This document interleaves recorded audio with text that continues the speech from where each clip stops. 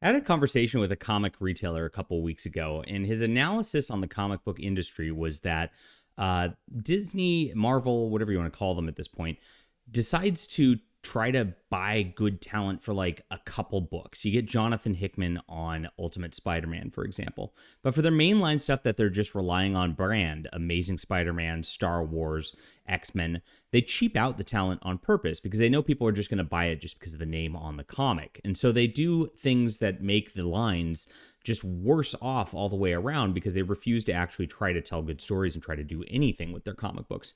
This has been the case with Star Wars for a while, and there's been an artist named Salvador Larroca who has a lot of online sort of hate going on because of the fact that he appears to just have traced a bunch of Star Wars stills into his books in the past.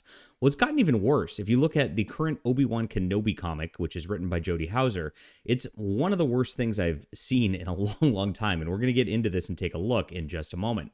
My name's John Delarose. I'm a #1 best-selling author and award-winning comic creator. This is one of my books that won the awards, Cosmic Warrior. As you can see, we have beautiful art that is really for its own sake on my sci-fi comics and of course superhero comics as well. If you want a alternative to Star Wars, check out my books. Those links are in the description below. I've also got a Kickstarter right now, All Eyes on Ashley, with beautiful art by Mike S. Miller, who did DC's Injustice. So this is going to be live for 19 more days. Please go to the description below, grab this, and support indie comics, support the alternative against the mainstream here. So I wrote up an article for Fandom Pulse this morning about Salvador Larroca. It's been going around. There's been a meme about the Obi-Wan Kenobi comic hitting out, and of course, I wanted to give the history kind of where this first came into the public eye.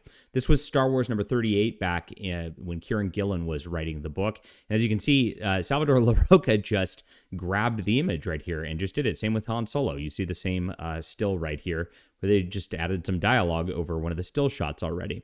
Very weird stuff, especially when you're telling an original story with this. But it gets even weirder when you get into an adaptation. This is a complete adaptation of the Obi-Wan show from Disney Plus, and you could tell they literally just took like frames from Obi-Wan, like right here, and just kind of like did some sort of filter on it and then just put it in there. Absolutely weird.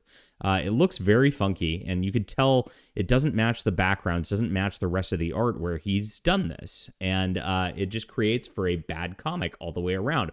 Multiple pages look like this, by the way. You can see it right here. You can see where the lighting is really funky because you've got the lighting from the cameras and all that, and it's not like that in the rest of the colored background.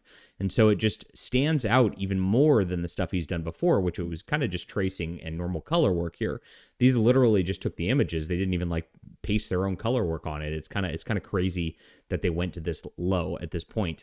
The colorist's name is Phil Noto, and so I guess he's partially to blame with this as well. But really, the blame lies on editorial. An editor is supposed to make sure the book looks good, and when you have a property like Star Wars, you have enough resources to at least like get some good art on it. I mean, let's be honest. You can have a colorist who at least has a little bit of a budget. And so like it doesn't make any sense that they'd go to this kind of low. It's like this is a quick just get it out there. We don't even want to make this comic. That's what it tells me from the creative perspective. Like they're not even, caring about the craft whatsoever. It's absolutely crazy. And of course, this is par for the course of everything that Disney and Marvel has done over the last 10 years to kind of destroy the brands of Marvel, to destroy the brands of Star Wars. And they're going to keep sinking to new lows as 2024 continues. And of course, the comic industry is getting rocked and gutted by stuff like this, and of course, other problems that are out there. Leave a comment down below with what you think about this, my friends. Hit the like and subscribe button, and of course, back All Eyes on Ashley on Kickstarter today. Really appreciate you being there.